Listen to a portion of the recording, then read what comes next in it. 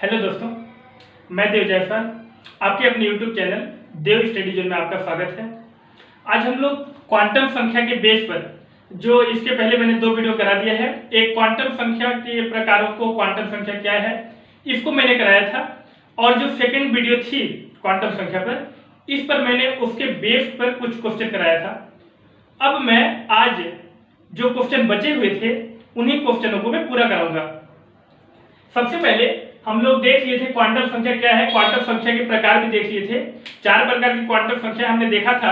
मुख्य क्वांटम संख्या, principal quantum number, द्विगंशी quantum संख्या, एजीमुथल क्वांटम नंबर, चुंबकीय क्वांटम संख्या, मैग्नेटिक क्वांटम नंबर और चक्रण क्वांटम संख्या, स्पिन क्वांटम नंबर को हमने देख लिया था। इसके बाद आज जो है हम लोग उसी के बेस पर कुछ क्वेश्चन देखेंगे। एक जो था, एक चक्रण क्वांटम संख्या था, इसको मैं एक बार और बताता हूं। चक्रण क्वांटम संख्या, ये जो स्पिन क्वांटम नंबर है, स्पिन क्वांटम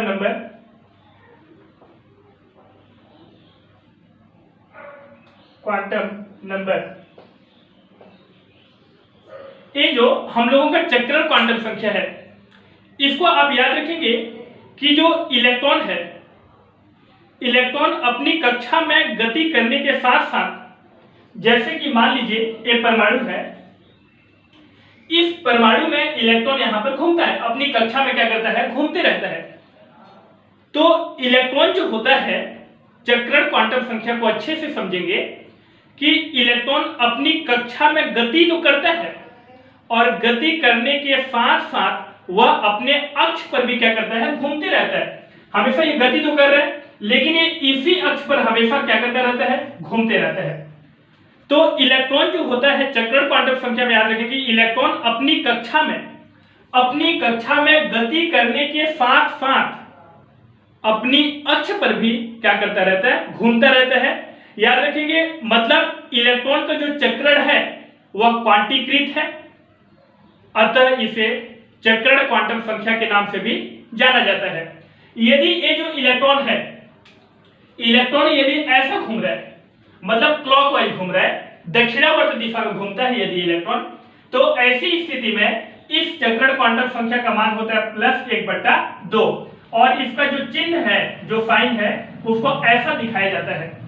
ठीक है, अगर कहीं भी ऐसा एरो ऊपर की ओर दिखाई दे रहा है तो कैसा है, जो इलेक्ट्रॉन है वह इलेक्ट्रॉन कैसा चक्रण कर रहा है, क्लॉकवाइज में कर रहा है, मतलब दक्षिणावर्त दिशा में घूम रहा है, और उसके लिए जो वैल्यू होगी वह +1/2 हो जाएगी।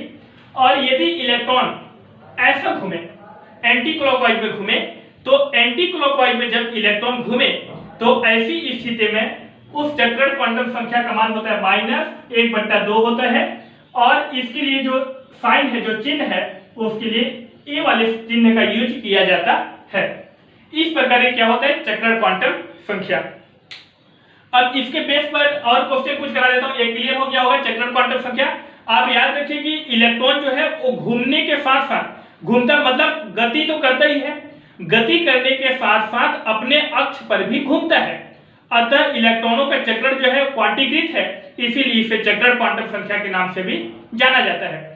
और यहाँ पर इसके 2 वैल्यू पॉसिबल होते हैं चक्रण क्वांटम संख्या के, एक +1/2 और एक क्या होता है, -1/2। जब इलेक्ट्रॉनों का चक्रण क्लॉकवाइज में होता है तो ऐसी स्थिति में +1/2 वैल्यू होता है, और जब इलेक्ट्रॉनों का चक्रण एंटी क्लॉकवाइज में होता है तब ऐसी स्थिति में -1/2 उसके वैल्यू को लिखा जाता है।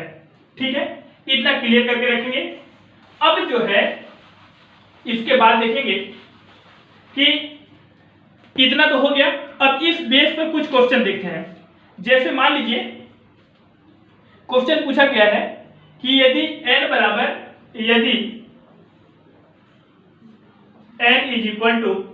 3 हो तो L/m के मान ज्ञात कीजिए। एक क्वेश्चन ऐसा आ गया, मान लीजिए। ठीक है, यदि n = 3 हो तो L व m के मान ज्ञात कीजिए। तो ऐसी स्थिति में आपके पास मुख्य क्वांटम संख्या n का मान दिया हुआ है, तो यहाँ आपका हो जाएगा n इज इक्वल टू 3 हो जाएगा। तो n इज इक्वल टू हम लोग क्या जानते हैं, द्विघाषी quantum n is equal to 0 से n-1 होता है। तो ऐसी स्थिति में 0 से n की वैल्यू पुटअप करिए, तो जब यहाँ पर n की वैल्यू को 3 पुटअप करेंगे तो 3 - 1 हो जाएगा, मतलब क्या आ जाएगा 0 से लेकर कहाँ तक 2 तक, अर्थात इसकी वैल्यू क्या हो जाएगी 0, 1 और 2 हो जाएगा, है ना। तो जो l की वैल्यू है वो क्या हो जाएगी 0, 1 और 2, और चूंकि यहाँ पर m की वैल्यू को भी फाइंड करना है तो m के लिए हो जाएगा तथा m is equal to -l से 0 सहित क्या होता है प्लस l तक होता है ना। तो फॉर्मूला हम लोग देखे हैं कि m is equal to -l से 0 सहित प्लस l तक। तो अब हम लोगों के वैल्यू जो m के होंगे, अगर इसको रखा जाए 2 को, तो क्या आ जाएगा हम लोग का -2 -1 0 +1 और आपका क्या हो जाएगा +2 हो जाएगा। क्योंकि देखो -l से स्टार्ट कर रहा है तो यहाँ पर l की वैल्यू ये 2 है, मतलब पॉजिटिव है, तो यहाँ से तो -l से स्टार्ट होगा, मतलब एकदम निगेटिव, 2 का निगेटिव कितना हो जाएगा -2। तो -2 से जब आगे बढ़ेंगे तो -1 के बाद आगे बढ़ेंगे तो 0 होगा, 0 के बाद 1 आएगा और 1 के बाद आपका क्या आ जाएगा 2 आ जाएगा। तो ये हम लोगों की क्या हो जाएंगे, किसके वैल्यू हो जाएंगे, ये आपके m के वैल्यू हो जाएंगे, ठीक है। तो यहाँ पर अगर ऐसा दिया रहेगा कि n इज इक्वल टू 3 हो तो l और m के मान ज्ञात कीजिए, तो आप यहाँ पर n इज इक्वल टू 3 दे दिया, इसके बाद l की वैल्यू को फाइंड कर लेना और इसके बाद m की वैल्यू को आप क्या करना फाइंड कर लेना। इसी प्रकार से क्या हो जाएगा, ये बनेगा आपका, ठीक है। और अब इसके बाद जो है, इतना क्लियर हो गया। अब इसको मिटा दे रहा हूं मैं।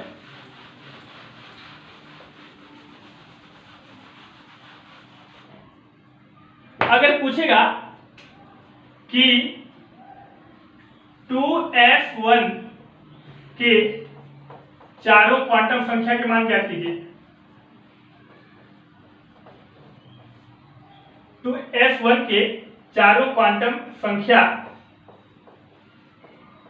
के मान ज्ञात कीजिए। मान लीजिए ऐसा क्वेश्चन पूछा गया है कि 2s1, एक क्वेश्चन है आपका, मान लीजिए कि 2s1 के चारों क्वांटम संख्या के मान ज्ञात कीजिए। तो ऐसी स्थिति में यहाँ आपका क्या हो जाएगा, n इज इक्वल टू कितना हो जाएगा आपका 2। निकालिए ना, ये मुख्य क्वांटम संख्या का मान हम लोगों का कितना आ गया, n इज इक्वल टू कितना आ गया 2 आ गया। अब हम लोग क्या करेंगे कि आप याद रखेंगे कि s उपकोष के लिए यदि n इज इक्वल टू 0 हो तो कौन से s उपकोष में जाता है, n इज इक्वल टू 1 हो तो p उपकोष में जाएगा, और यदि n इज इक्वल टू 2 हो तो d उपकोष में जाएगा, और यदि n इज इक्वल टू 3 हो तो वह f उपकोष में एंटर करेगा। याद रखेंगे, यदि वो n इज इक्वल टू 0 हो तो s उपकोष में जाएगा, n इज इक्वल टू 1 हो तो p उपकोष में जाएगा, n इज इक्वल टू 2 हो तो d उपकोष में जाएगा, और n इज इक्वल टू 3 हो तो f उपकोष में जाएगा। अब यहाँ पर आप देखेंगे तो कौन से उपकोष में है, s उपकोष में है, और ऐसी स्थिति में जब वो s उपकोष में है तो यहाँ पर l इज इक्वल टू कितना हो जाएगा 0, क्योंकि यहाँ पर s से देख रहे हैं आप, और s उपकोष के लिए l की वैल्यू कितनी होती है 0। आप बिल्कुल ऐसा नहीं करेंगे ना कि आप जब n इज इक्वल टू 2 है तो l इज इक्वल टू कितना होना चाहिए 0 से n-1 होना चाहिए, मतलब आप सोचेंगे 0 से कितना होना चाहिए 2 - 1, मतलब 0 से 1 कहने का मतलब 0 और 1 यदि आप सोच रहे होंगे तो ये सोचना आपका गलत है, क्योंकि यदि किसी उपकोष के साथ रहेगा तो आप देखिएगा कि यहाँ पर वो कौन से उपकोष में है, s उपकोष में है कि p उपकोष में है, d के साथ है या f के साथ है।